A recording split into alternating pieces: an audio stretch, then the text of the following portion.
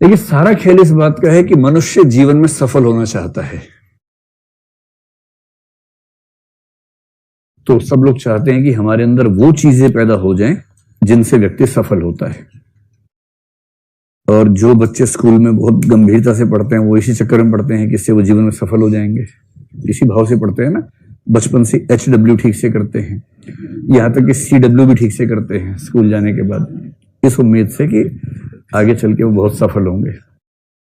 लेकिन ऐसे jokes WhatsApp पे खूब आते हैं। कल किसी ने मुझे दिखाया, एक स्वामी जी थे, वो स्पीच दे रहे थे, उनका एक वीडियो क्लिप आई थी।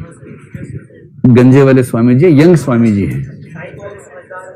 तो उन्होंने, आपने देखा ही होगा, मैं फिर भी याद दिला देता हूं। उसमें एक बहुत रोचक बात बताई गई थी। उसमें क्या था कि स्कूल में या कॉलेज में 5 तरह के बच्चे होते हैं।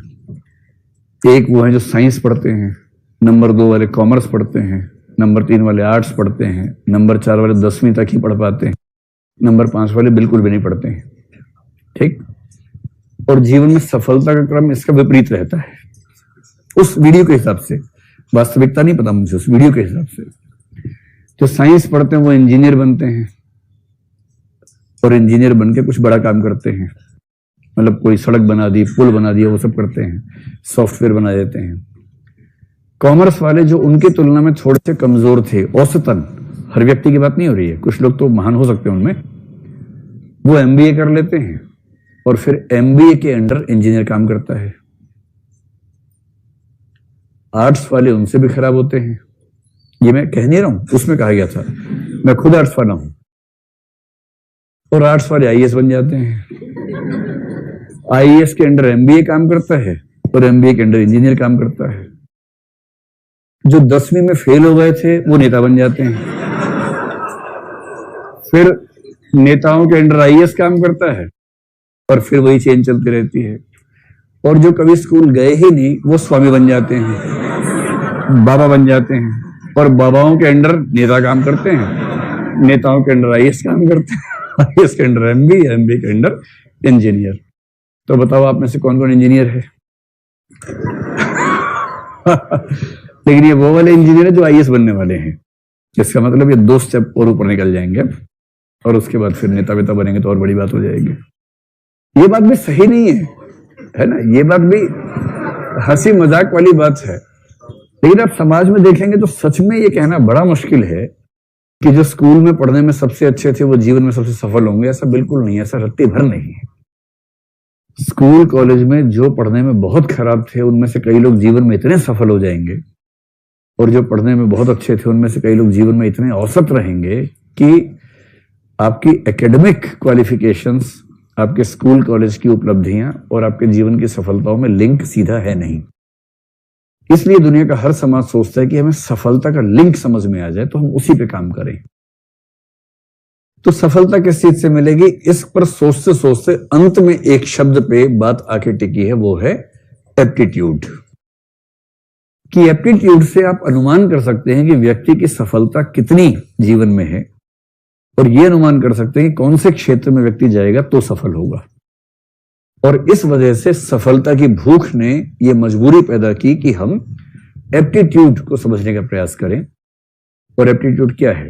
एप्टीट्यूड की सारी स्टडीज, जो एक आपने व्याख्या पढ़ी ना, हार्वर्ड गार्डनर वाली व्याख्या, थियरी ऑफ मल्टीपल इंटेलिजेंसेस, आप यूं समझें कि गार्डनर की व्याख्या मूलतः इसलिए बनाई गई थी ताकि एप्टीट्यूड की समस्या का समाधान हो जाए।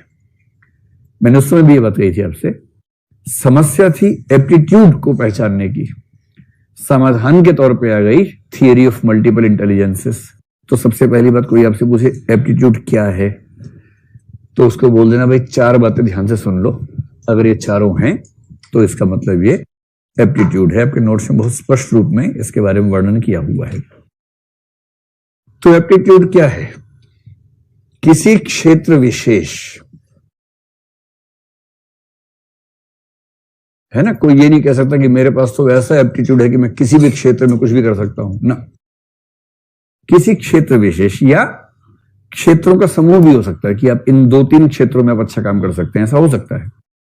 किसी क्षेत्र विशेष में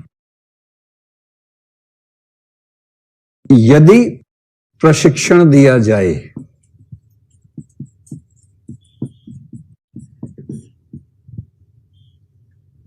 यदि प्रशिक्षण दिया जाए, है ना, केवल ऐसा नहीं कि बस यूं ही मनाया मुंह उठा के चल पड़े, तो उस क्षेत्र विशेष का कौशल सीखने या अच्छा निष्पादन करने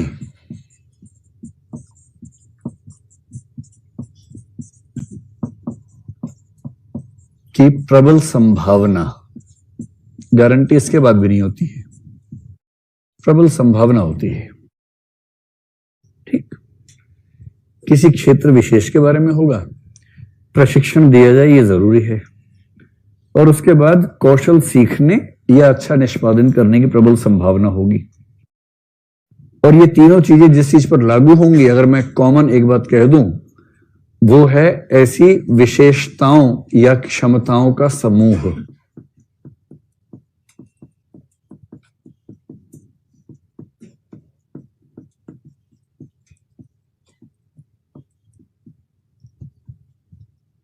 अभी बात पूरी हो गई।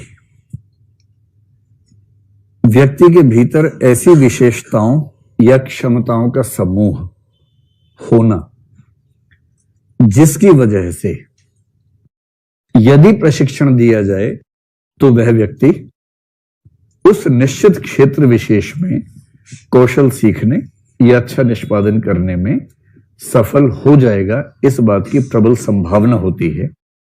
इसे बोलते हैं एप्टीट्यूड। बात समझ में आ रही है आप लोगों को?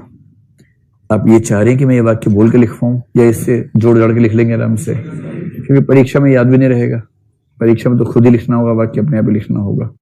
ठीक, तो मैं फिर से बोल देता हूं अपने रिवीजन के लिए ताकि मुझे ठीक से याद हो जाए। तो पहली बात, किसी व्यक्ति के भीतर ऐसी विशेषताओं या क्षमताओं की उपस्थिति जिनकी वजह से यदि उसे किसी क्षेत्र विशेष से संबंधित प्रशिक्षण दिया जाए तो उसके कौशल को सीखने या अच्छा निष्पादन करने की संभावना अत्यंत प्रबल होती है। उन क्षमताओं या विशेषताओं के समूह को कहते हैं एप्टीट्यूड, यानी कि अभिरुचि। हाँ या ना? हाँ, बहुत बढ़िया।